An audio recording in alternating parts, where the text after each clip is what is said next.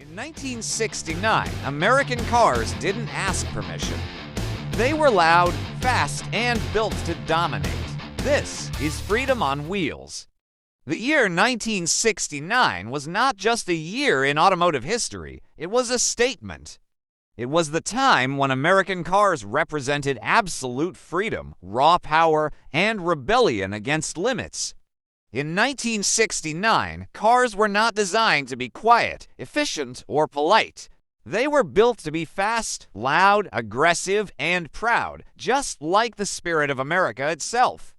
This was the time when you could walk into a dealership and buy a car that felt like a street-legal race machine. No filters, no restrictions, no warning labels telling you what you couldn't do. Just a key, a V8 engine, and the open road. In 1969, American manufacturers believed in one thing above all these: there is no replacement for displacement. Engines were massive, brutal, overkill, and that was the point. You had legends like the 426 Hemi, nicknamed as the Elephant for a reason, the 45 for Chevrolet Big Block, the 428 Cobra Jet, and the 446 Pack. These engines weren't built to save fuel or protect the environment.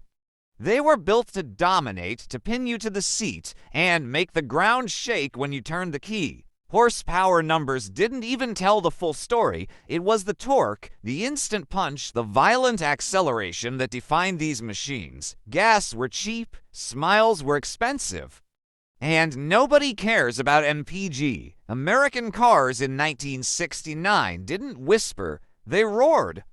They had long hoods that promised power, short rear decks that screamed speed, and wide stances that owned the road. Hood scoops weren't fake decorations. They were feeding air to monsters underneath. Racing stripes weren't fashion. They were warnings. Colors were loud: red, orange, yellow, blue, black. Subtlety was considered weakness. These cars looked fast standing still. Parked or moving, they demanded respect. The 1969 Ford Mustang Boss for 2.9 was built because Ford wanted to win NASCAR. The engine barely fit under the hood. It wasn't practical. It wasn't cheap. It was built to win, and that made it legendary. The 1969 Chevrolet Camaro ZL1 was a factory monster, hiding race car DNA inside a street body. Only a few were made, but every one of them was a weapon. Then came the Dodge Charger Daytona, a car so extreme it looked insane. A giant rear wing, a pointed nose cone. This wasn't design, this was aerodynamics at war. It dominated NASCAR so hard that rules had to be changed just to stop it. When rules have to change because you are winning too much, you've already won history. In 1969, racing and road cars were directly connected. What won on Sunday was sold on Monday. NASCAR, drag racing, and muscle car wars pushed manufacturers to build faster, stronger, and more extreme vehicles. Homologation rules forced companies to sell race-ready cars to the public.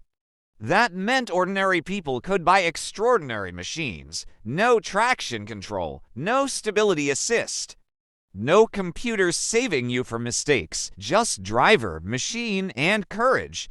1969 wasn't just about cars.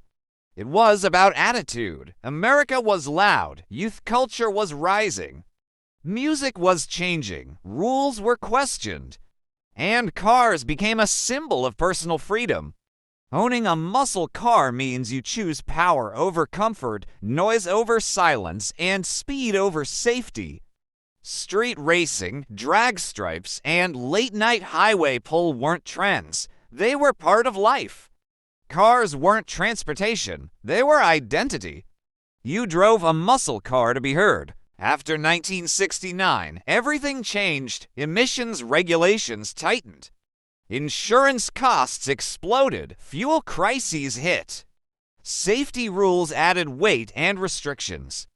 Power numbers dropped. Engines were detuned. The wild spirit was slowly caged. That's why 1969 stands tall above all other years. It was the last moment before limits, the final year when American car makers went all in with no fear. It was the peak before compromise. Even today, modern muscle cars look back to 1969 for inspiration. The attitude, the design, the philosophy. When people talk about real muscle cars, they don't mean software or electric motors. They mean big V8, mechanical brutality, and driver control.